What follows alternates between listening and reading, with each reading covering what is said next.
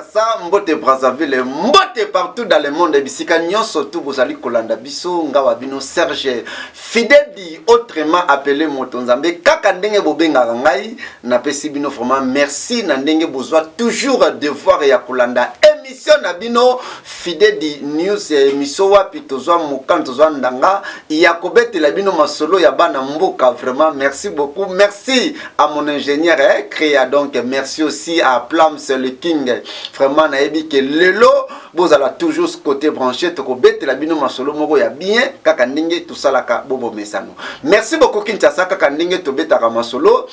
Je suis ici avec mes invités, invité moko baza spécial le to beta masolo moko eza spécial. Bonjour monsieur le journaliste, na profiter na pesa pe lisusu mbote na honorable excellence Moïse Kama Mateta bisika zali na pesi mbote na pesi mbote na pepe diaspora na pesi mbote na bana ya Congo Mobimba pe na pesi mbote na les amis ya ONGD AMK bisika nusu bozana ba konzi ya ONGD AMK na pesi bino mbote. Merci beaucoup. Merci beaucoup Kinshasa, je crois que ndeko a pesi bino mbote mais on s'est présenté ndeko kombo nani? Kombo ngai Ridi Makese Shuni. Ridi Makese Shuni. Ridi Makese tuyambio na émission Fidedi News. Oza d'abord nani bazolando bayeba. Oui, nazali moko ya ba membre na ONGD AMK oiza na plusieurs départements. ONGD AMK eza ONGD bien sûr, yanani auteur représentant mkonango PDG na mozanani. Merci pour la question. ONGD AMK et kambami et pas ya honorable excellence président Moïse Kama Mateta. Yende mutu azo kamba lingomba ya ONGD AMK. Je crois que Tolandi invité na biso ya liboso déjà s'est présenté azali moko ya ba membre na kati ya ONGD AMK et ya Oekambami na le visionnaire honorable Moïse Kama Mateta. Vraiment merci beaucoup na bana poto Kinshasa Brazzaville et partout dans le monde bazolanda yo balingi bayeba kombo nani. Kombo na ngai monsieur Mbala bienvenue. Mais c'est la bienvenue to izui combo mais to mito yeba mais c'est la bienvenue aux anani ça la nini pour public qui va comprendre. OK na kati ya ONGD AMK nazali coordinateur principal numéro 1 ngala na président fondateur Moïse Kama Mateta. Voilà. Et ya mopio chepe mandefo la président Moïse Kama Mateta. Bon ezali idéologie. Idéologie tika idéologie ezali ndenge ezali ya potiate mais exactement naturel. Non, celui qui s'ensemble, c'est ensemble. Et tout à fait normal. Tout à fait normal, comme nous a dit notre papa, le coordonnateur ONGD AMK, Oekambami, le président honorable Moïse Kama Mateta. Je crois qu'il y a Kolobal sous vraiment ébelleté. Bon, monde déjà qui tous allés, na plateau na biso, et longo na ONGD AMK, le toso beta masolo concernant ONGD AMK, pe masolo lisu sezali ya mingi koleka awa na plateau na biso mokola lelo. Vraiment restez connectés dans vos téléphones, je crois que vous êtes nombreux. À tous nos abonnés, nous vous disons encore plus merci. Abonnez-vous encore massivement dans votre chaîne fidèle du Move Télévision. Nous sommes là. Et de ma question, tolingi vraiment toyeba boye na bino awa, et ça vraiment pour nanini. Ok, merci beaucoup pour la continuer sur cette question. Tobima boy pambate, peto annoncé na ba chango, c'est-à-dire bana ya chango nyon surtout partout dans le monde, tous un message ya ngwana etindi biso to ya na etando ike pour na passer message. Message zanini.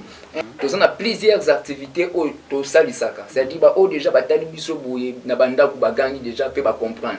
Donc déjà ba moni les coordonnateurs qui misimbala ba moni nga boye bango moko ba comprendre. To ça plusieurs activités surtout bi tono bango awa misusu kutu toko bosana mais nde to yebo to yili bango sikoyo eloko nde ya sika to yili bango message ya sika na cadre ya ko aider peuple congolais peuple diaspora ndenge souci Moïse Kama Mateta le président azala nango yango ememi bisolution. Merci beaucoup Brazzaville, surtout merci na bana poto. Je crois que bino moko boza awa elongo na biso na ba télévision na bino bozali awa elongo na biso na ba téléphone na bino pona kolanda émission na biso toyoki ndenge nini ndeko na biso Ridi Makese alobi aye na pare ya ONGD AMK pona ko beta ba masolo oyo activité oyo honorable Moïse Kama Mateta papa social kaka ndenge nazobenge mikolo parce que moto azopesa bato misala moto alingi vraiment que bato bazala bien ba famille balia bazala ki malamu aza moto ya kobetela maboko ba Moïse Kama Mateta papa social bazali bato yo gouvernement azala bango bosenga pona ko appuyer ba initiative ya chef de l'état vraiment bato ya bon faut ko encourager. Merci beaucoup papa, je crois que nous sommes là de quoi lobi na biso ki tozali awa pona kobeta masolo ya ONG AMK. Tolingi toyeba ONG AMK origine yango eza nini? ONG AMK veut dire organisation non gouvernementale dit développement des amis de Moïse Kama Mateta. Donc AMK, oui, les amis de Moïse Kama Mateta. Étant que coordonnateur ya AMK, oui. Et loko nini oyo AMK esalaka ba activité vraiment za nini pour bato bazolanda biso na télé bayeba AMK esalaka nini pe esala nini? Voilà, donc biso na admesso déjà c'est sali trop les lots que pour le subasima il y a nouvelle vague de côté ici, il y a immobilisation. C'est ça. Nouvelle vague il y a immobilisation immobilier. Et voilà. Il y a AMK.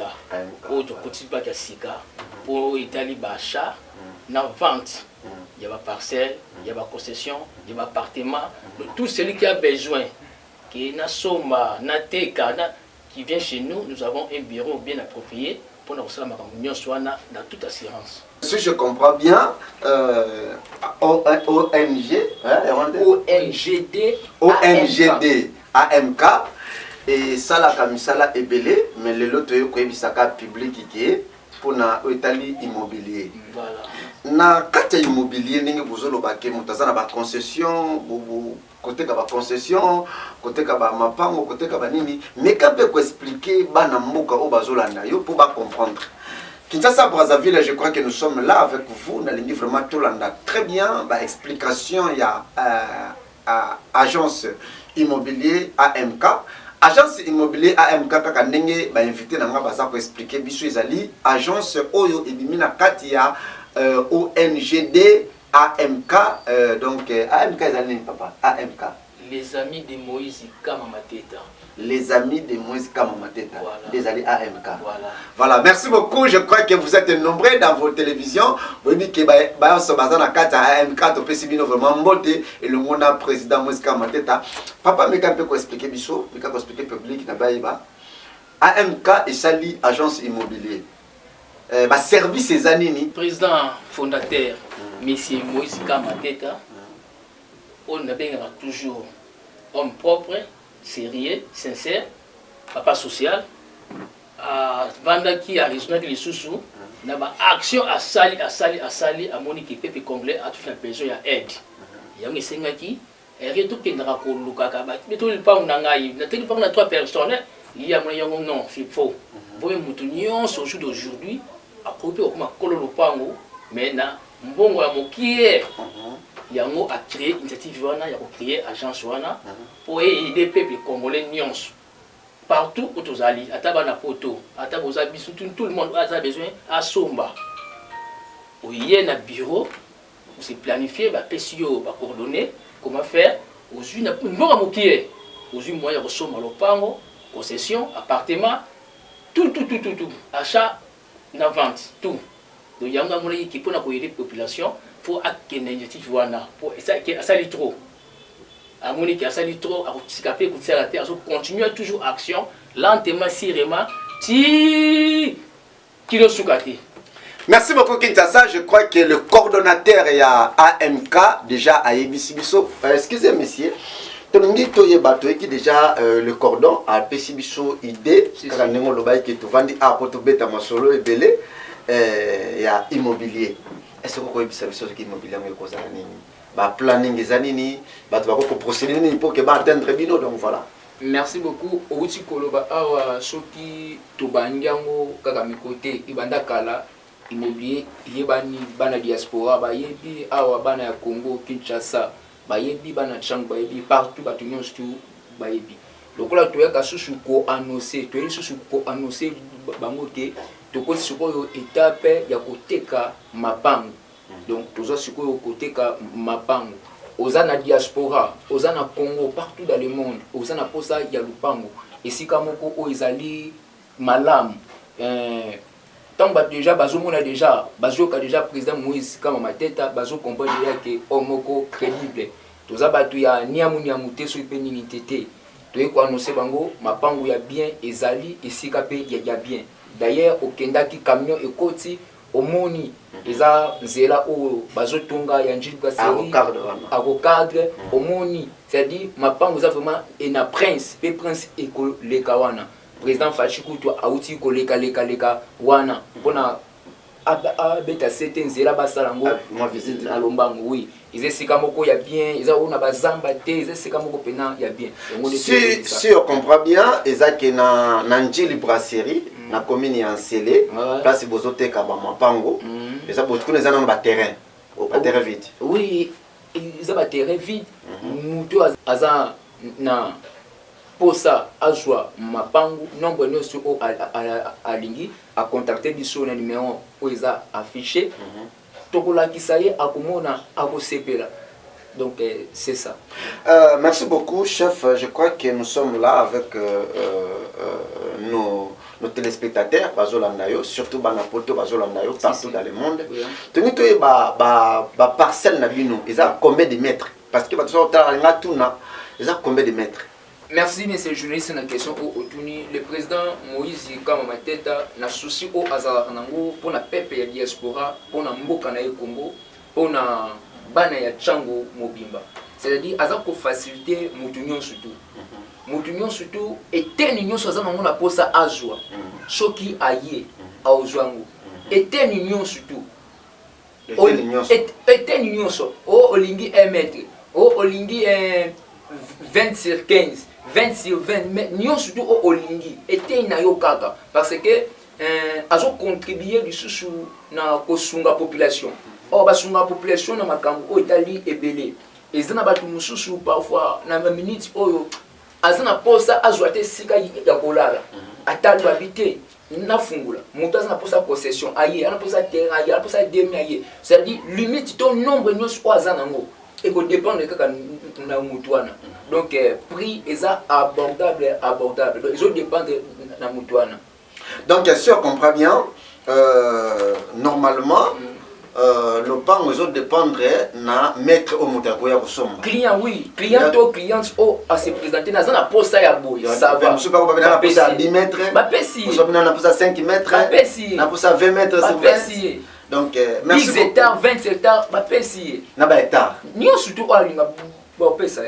Est-ce que vous avez une vision oyo Moïse Kama Mateta na AMK vous avez une vision aussi comme Kamaza? Vous avez Boulandi comme Kama. Bon, Tolandi Penzade. Mais Boulandi parce qu'il y a déjà bandango déjà bien na yango. Faut te la vérité. Non. Tolandi Penzade. Tolandi Penzade. Ce qui n'est pas sûr, ane to bana makambo okokamu. Mais vous avez quitté, faut que vous ayez des moutons, vous avez des terrains vides, c'est comme ça. Ce qui vous avez talinga ndeka moninga boy. Place azada agangi. Et bon so ayebi atanga moninga da comprendre que ah. Donc ba kolo mapango bango. C'est ça. Donc pour te ba bien déjà que tanga moninga déjà que place agangi que ah tanga moninga yi amoni Moïse kama comment la Moïse Kama Mateta prometé ko tozobeta ne masolo ya bato babanda makambo ya bako ya koteka mapango koma kolo le pango bino oza koma kolo le pango za monter pour vous teka ba terrain vous avez ba concession vous teka ba hectare. Pour votre information excellence Moïse Kama Mateta homme propre très crédible, c'est-à-dire à ça makambo ebele changu bana diaspora. Mais makambo peut belé bozo betango bozo bata mon côté makambo netini bato ba la pete yana bato soupe j'arrive excusez chef yana bato musupe ayoka komo ya honorable Kama Mateta ka l'émission faut que ba kono Kama Mateta asala boye c'est ça que yana bato yo ba yebi na ba yebi te mais honorable Kama Mateta na diaspora na mboka na biso na ba province ba yebi na ba Felina abana makambo tongo 5h du matin.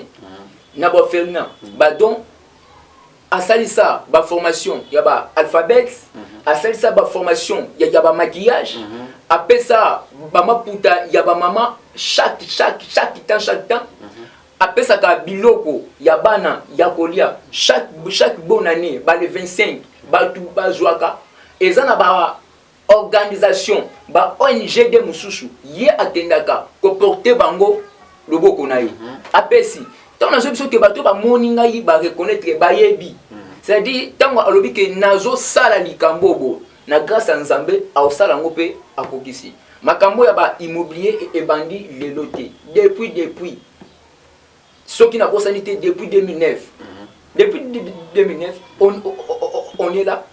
Mais ok, tu marques nos places depuis 2009 on est là, mais vous y pas quitté. Tant on est aussi comme Mukanga et à Betty c'était, y est pas ni comme nous sommes. Ah, je peux te dire tous à la canango tout la mukasiko, c'est ça, non? Non, c'est pas ça, c'est pas ça, c'est pas ça. Mais tu y pas pendant solo papa. Est-ce que vous l'avez dit comme Mukanga té? Pour y aller monter makambo te kama pango kolo le pango ezaka si comme Mukanga na Congo. Donc il y a un moment na Moïse comme ta monnaie que si comme Mukanga nenga za bongo a frapper fanga pe lokana na za Moïse kama mateta ngape na kota masolango lokana za honorable na pesa ka badon. En tout cas, na ko répondre vraiment calmement, sérieusement et puis clairement. Au moni le président fondateur Moïse Kamate tandis n'efsino qui est homme propre. Atali héros dans l'ombre. Au pandé. Population de population comme Misaï. On a yé à sa moto piste la gauche tout est battu. Voilà l'action d'Indexaraki. C'est depuis hein. L'action est qui donc quand il donne, les gens ne savent pas qu'il y est. Mais si on bateau on peut ça bateau qui peut sa publicité. Au pandé. Ndenge ça c'est la moto que comme il y a qui pendant ça on dit pas tout. Donc pour naïe, il fallait même pas donc ça même il y a kala. Tous ces gens qui viennent le bateau ba chanter wana, bateau les amis na biso. Il y a un habitant babito okomana te fo bima yango moni sikoyo akomi ko faire bien parce que moni pe bazo ko terminer ma problème au mona mutu akasumi le pont on a 3 personnes akasumi 2 personnes appartement 5 personnes après si mo ngaki ko te baboyi tout alors quand il se dit il y a bureau non faut to yede bato qui est assumer le pont naé assumer appartement naé assumer étendire nyonso non besoin assumer on a tout est calme à l'aise, donc ça m'a calmement, l'obité, oh, bah, de décropier, oh, mais c'est non, il n'y a pas un système de traitement, tout ça c'est normal. Il y a aussi comme on dit que c'est battu de la division, on a battu. Solo, il y a AMK, agence immobilier AMK. Au l'union sur le pan, on a une assurance. Bana poto adresse Zakaka Moko. Benga AMK na numéro 1, il y a chef Nabiso Ridi. Benga AMK na numéro 1. Dimension surtout yo lingi. Oh, il y a pour ça 5 mètres. Oh, 5 sur 5, 5 sur 10, 5 sur 20, 10 sur 10, 15 sur 20, 20 sur 20, 40 sur 40. Na agence immobilier AMK au Kozalopango avec beaucoup d'assurance. Awa na équipe mobimba ya AMK avec notre cordon, avec notre secrétaire. Vraiment tout ça, beta masolo, Kranena Ebisarabino. Moutou ya sa confiance ezali honorable Moïse Kama Mateta. Parce que honorable Moïse Kama Mateta azali papa social ou asala makambo ebele awa na République démocratique du Congo. Ça veut dire que agence immobilière AMK et ça agence ya serré parce que salami na moto oyo aza sérieux. Je crois que cordon déjà zobeta masolo na ngina yeba. Tolingi to se limiter wanati. Maman moko komelinga na Belgique abininga lobi AMK ngo et ça la nini, et ça la nini, et puis il y a une question. Mais quand vous répondez maman on a AMK vraiment. Et ça la nini, et ça déjà nini. Merci monsieur journaliste. Ndingi kala bande koloba. Excellence honorable Moïse Kama Mateta azamutu ya ba initiative. C'est-à-dire ayaka nango moko après l'autre msupe to koti mbala moko nyospe to sali. D'ailleurs nazo ba mingi soki ba moni ngaka boye baza pour reconnaître que makambo ezali. C'est-à-dire AMK et salisa ba organisation peso conseil conseil sa ba organisation ya makasi kokoleka. To salisa ba formation ya ba alphabet, to salisa ba formation musu de koki ko échapper ngai. Ebele na internet ezali sur beti Moïse Kama Mateta hormona et les gars ba RTNC et les gars partout, c'est-à-dire tozali ONG démoko fiable Donc oh eza pour sunga vraiment population pour la maman oh atindi message na ye maman toza bato donc to ça ka déjà makambwana ya ebele koleka ezana bato bazwa ba brevet bazo sala lelo bazana ba compagnie na ba formation oyo papa Moïse asalisa bango na ONGD na ye ba yepe ba futi eloko-te ozwi mutu otangisi ye ba mois ba année a futi eloko-te azwi entreprise akomi na ba salon akomi na makambu ebele grâce ya AMK, c'est-à-dire allez-y comprendre, c'est-à-dire tous en makambu tout ça là ya ebele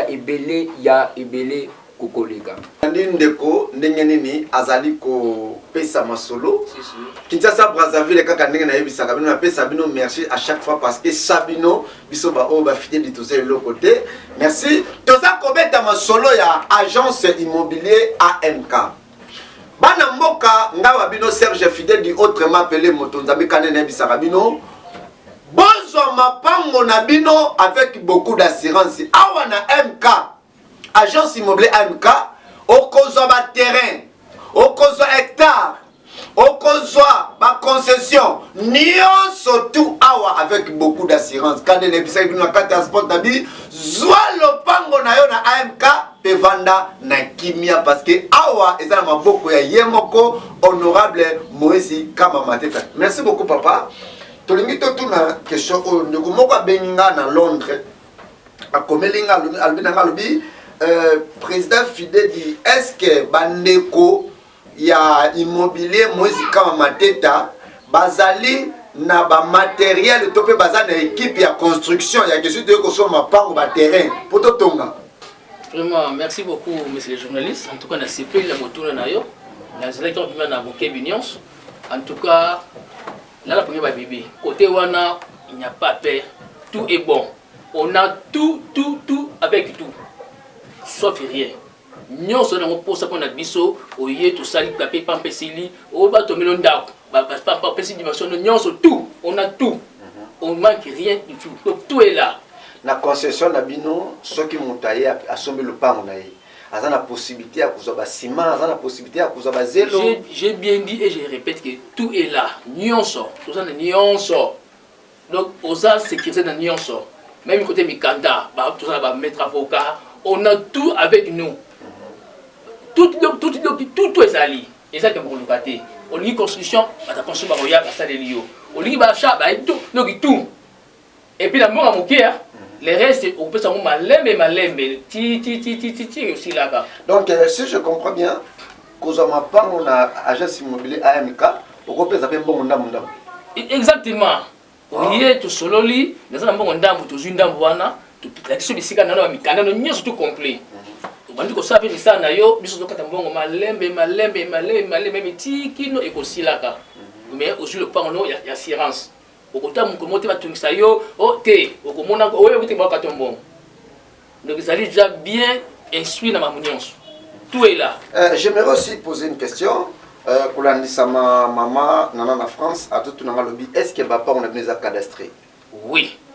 Tous nos parcelles sont cadastrées.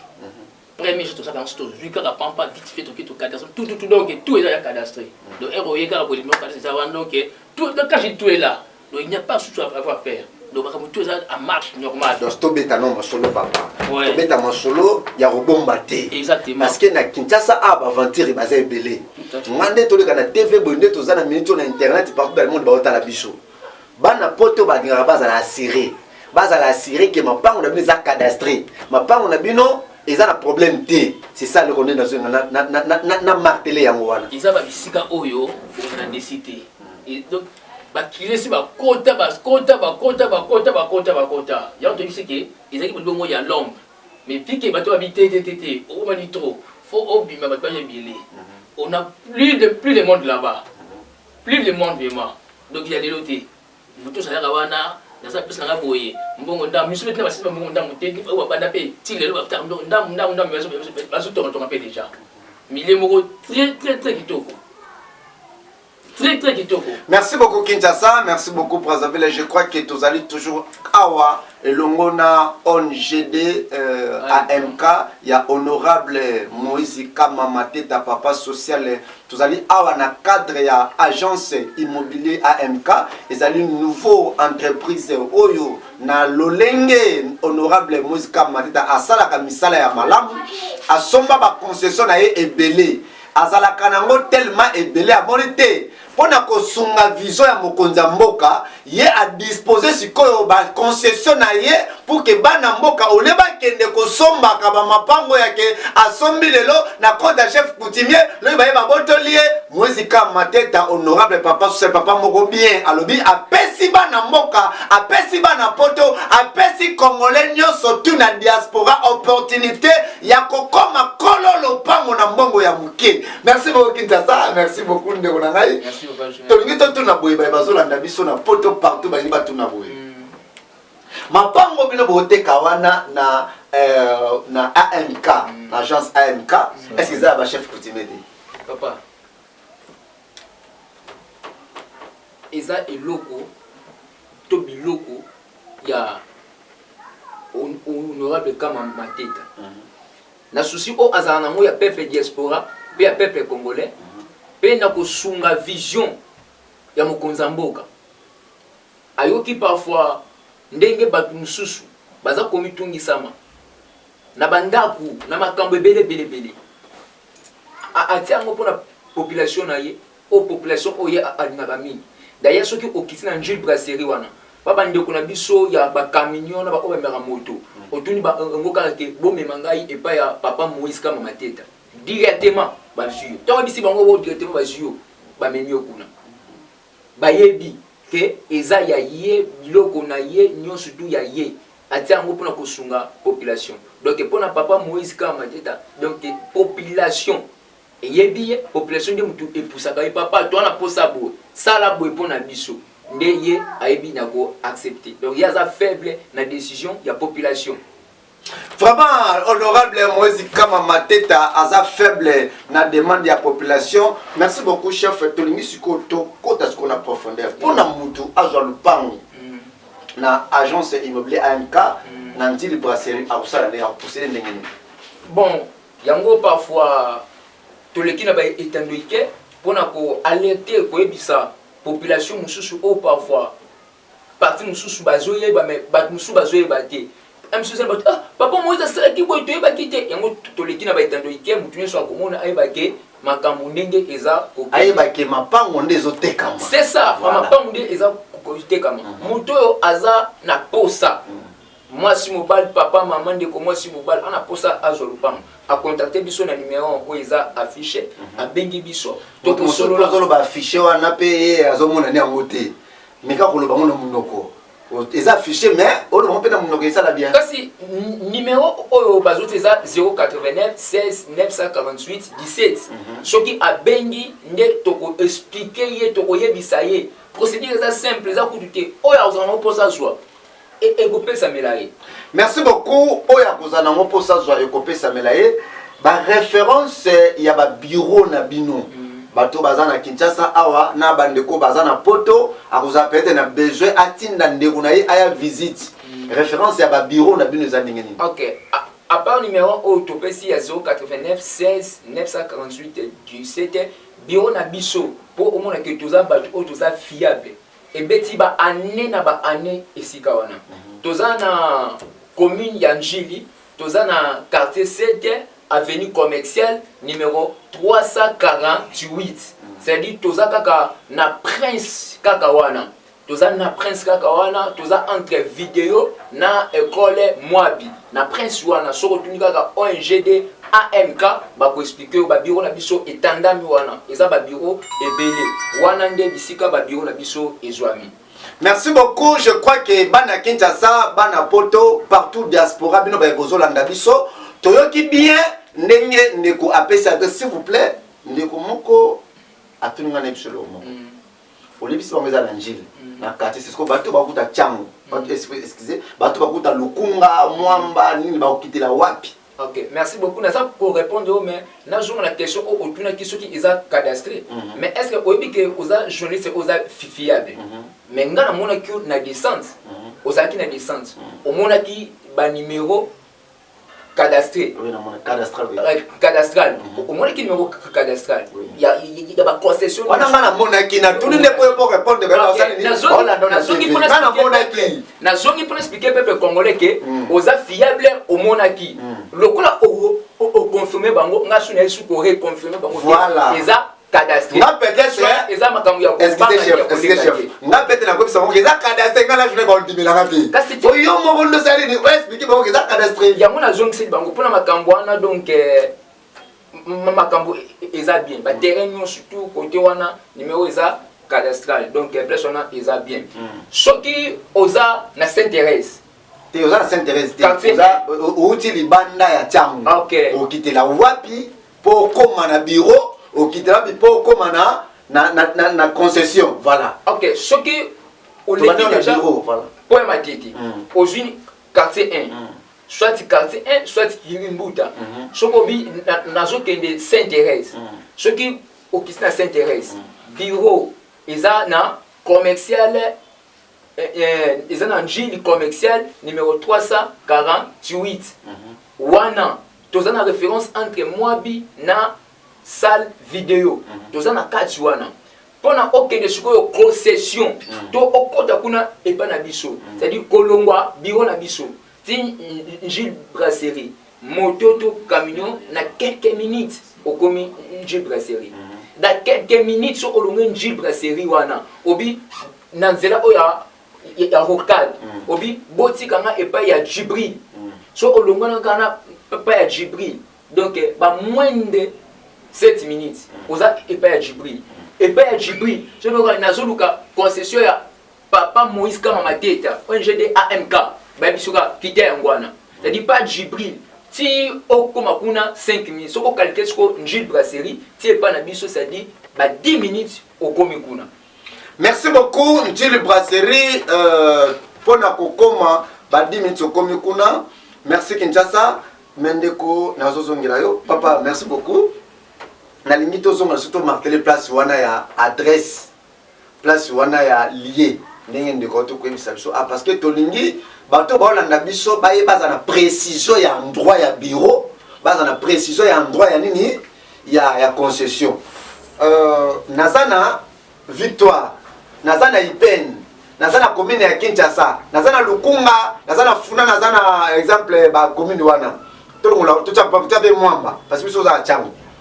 Na cause transport nini, na okita place nini pour étaler pour nous joindre biso ndenge papa secrétaire du Koloba à part le numéro affiché au 089 16 94 817 nous avons une facilité mon compte à votre nyos au bazouami de part et d'autre au bandalo wa tout aux kaka bis ozo kende njil ba kitcho na quartier 1 sauf tika na quartier 1 de là aux amo bimba na nyos na moposa ezo ke biro na biso biska ka muta moto to muta chauffeur tika ngai na virage bok biro zaka wana na commercial na quartier 7 de numéro 348 ba biro zaka na prince. Même toujours même quartier 1 pour que les Njili Brasserie parce que quartier 1 wana Njili Brasserie ça a vite fait ti Njili Brasserie au comme rana bobi dans kota beaucoup de sanga na entrée ya Jibril et ça la moto et ça la camion par contre ti na entrée Jibril sauf na entrée Jibril puis kara wapi concession ou bien place ya Moïse Kamateta babata ya wana on a ma couleur zali couleur vert blanc couleur avec mbangiste donc c'est ça la référence à malam pour le coma dans le média de rapidité. Au bout à douter. À tous à baba, sur le plaisir cinéma, vert blanc, livre coma. Donc c'est simple, papa, journaliste. Merci beaucoup, papa. Tu l'invites au Soukawanate. À part côté Kaba concession, le terrain n'est pas masolo awa. Agence immobilière AMK, et quoi ça le sounini?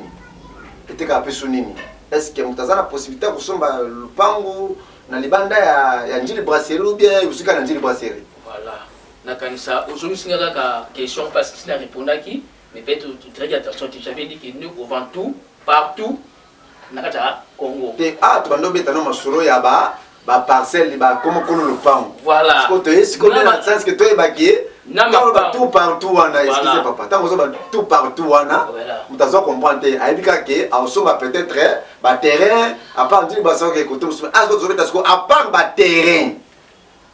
Est-ce que agence immobilier AMK celui qui a ba terrain ou bien agence immobilier AMKP azapena ba offre ya mapango ya ba immeuble ya ba nini voilà question na nga. OK, kasi la cité ici dans le béton déjà. Tout ça dans ba terrain té. Tout ça dans ba appartement, dans ba parcelle. Donc tout ces alliés. Oh n'importe quelle commune on a besoin au Stébiso, au Lakisayo, au Sepeli, tout dans l'Afrique à Muki aujourd'hui. Tout ça dans ba terrain simplifié. On a tout, même ba parcelle, ba appartement. Mais tout on va partout. Oh, lingi Congo central to memayo. Oh, lingi boitu jansele. Donc tout dans tout ça jaming, Maluku, Kinkole. Donc tout bandale. Partout tout ça nango. Même si ma gomenion on a des parcelles à vendre et acheter. Donc ça dans les besoins au Sombato, au TK, tu viens nous voir dans la biotopie Sibinoana, dans quartier 7 Njil, commune Njil, dans avenue commerciale. Le numéro 348. Donc, bureau, ils ont bien entendu, tout le monde sont là, secrétaire, tout le monde focalisé, comme ça, focalisé, nous avons pour ça, tout le monde sont là pour servir. Pour servir, papa n'a secrétaire, tu as mis ton son na agence immobilier. Vision, il y a agence immobilier AMK et Zanini. Objectif et Zanini. Bah offre nini obino boucher déjà sur place. Le président Moïse, Excellence Kama Mateta, vision to objectif, il y a agence immobilier AMK, et ça la population n'y soit comme Kolo Lopango. Il y a toujours pas comme Kolo Lopango. Na kosala bongo azali ko contribuer lisusu na vision il y a son excellence monsieur le président Félix Tshisekedi Antoine, c'est-à-dire azali ko participer, ko comprendre douleur mususu ya population, azui ba mapangu atiango na vente. Muto aza na posa ya lupango, mais c'est union tout alingi. Ya mutu wana nde ya ko comprendre président Moïse Kama Mateta atiango pona biso pe sengeli toya tozwa bapar na biso soki aye na adresse autopesi na ba numéro opesi nde akoyeba kozwa esika na ye. Donc objectif ezaka ke mutu nyonso koma kolo lupango. Vision ezabongo. Merci beaucoup Congo Brazzaville, merci beaucoup Kinshasa, merci Banapoto, na pesa kabino ba merci à chaque fois. Pourquoi? Parce que Sabino Mobulu tokota la mate tokoyeba na tête toko avancer tête toko matate bino ba banso bopesi biso confiance. Tozali awa pe to bandaki na bino tozo beta masolo ya ONGD AMK ya honorable Moïse Kama Mateta papa social moto ya sali ebele na kati ya Tsangu. Mutakoboya honorable Moïse Kama Mateta azate. Honorable Moïse Kama Mateta asungi ba orphelin, asungi ba veuve, asungi ba to ya ndenge na ndenge, ba formation ko tu n'en parlons pas, ba coupe couture, ba esthétique, ba auto école. Donc na njili Sainte-Thérèse wana na seti, soki okomi wana njilo bikaka ke misala honorable Moïse Kama Mateta bureau na ye, en tout cas okozwa ba témoignage ebele. Yango ngawa bino Serge Fidèle dit mwana na bino na lobaki na kosuka wana te, il faut vraiment na beta masolo ya mwana mboka à travers musala ya malamu pe misala ya malamu oyo azali kosala. Lelo oyo Moïse Kama Mateta papa social apesi bino opportunité ya kokoma bakolo mapangu. Apesi opportunité ya kozwa ba hectare, ya kozwa ba concession na yo na mbongo ya muke. Benga bureau ya Moïse Kama Mateta tope ya agence immobilier AMK na numéro wana ezali liboso ya télévision na bino koma kolo lopango pe zwa lopango na yo vanda na kimia awa na agence immobilier AMK. Yo moto landi biso na Kinshasa, yo moto landi biso na Brazzaville, na Afrique, partout dans le monde. Benga numéro wana ozwa lopango na yo. Je vous assure que ici na AMK, agence immobilier AMK, okozala na problème parce que awezali ya yemoko honorable honorable Moïse Mateta ba concession ya yemoko ba hectare ya yemoko azali bien organisé ya ye constate que ba chef coutumier ba boy makambo wana ezate. Merci beaucoup na bino ba ban surtout vous allez wana na ba télévision na bino. Merci pe bo pe sa confiance na équipe mobimba ya Fidèle Move production surtout Fidèle Move télévision otoza ko sela bino musala butu na moi. Abonnez-vous massivement dans notre chaîne Fidèle Move télévision pour ne pas rater l'un de nos émissions. Surtout à bientôt tous présenter bino magazine na bino lobela biso mag tous présenter bino peli susu émission na bino to lobela yango. Merci beaucoup. Je crois que papa to commis vraiment na suka ya émission moi liloba na ba so balandio et surtout moi liloba na ba surtout ba pesi confiance na agence immobilier MK. Spécifiquement merci na ba oignon so ba opportunité ya collaboration na bo kebinyons et la oignon so ba teke ba to ina ba na biso po ba ya na biso ba za la cité na pesi mbote na ba to nyonso ba la biso sans oublier les amis de Moïse Mateta na Yemoko Mei, les grands fondateurs, honorable Moïse Mateta, homme propre, homme sérieux, papa social. Yenasi Masolo. Merci Ndeko, secrétaire Ridi. Oui, papa. Vraiment, topesio merci. Na baïban surtout bazota la biso. Tokome na suka ya émission. Moi liloba surtout. Na baïban surtout balandi biso et baïban sur ma PC agence immobilier AMK. Confiance pour les billets de sur la déjà boy basuda ba numéro bazo bengayo pour na ko réserver ma part mon abango loboko lobani. Na PC sous nous avons merci pour notre opportunité. Na PC merci sous na président Excellence Moïse Mateta, merci beaucoup ici aux amis. Na PC sous Moti, na peuple diaspora, na peuple congolais, na tous les amis. Il y a AMK partout dans le monde, tous les belés, tous les belés dans le monde mobilement. Na PC merci na ba allié surtout. Il y a AMK, na PC merci ndenge au PC biso opportunité. Il y a koyamba biso na plateau enfin que tout lobela makambo oyo peuple alingi, peuple azanango pour ça. Makambo oyo président Moïse Mateta za pour contribuer pour la social, et ça est social pour la population. C'est-à-dire que déjà nous avons le pangoute, comme nous avons sait que ils ont déjà malade mon collègue.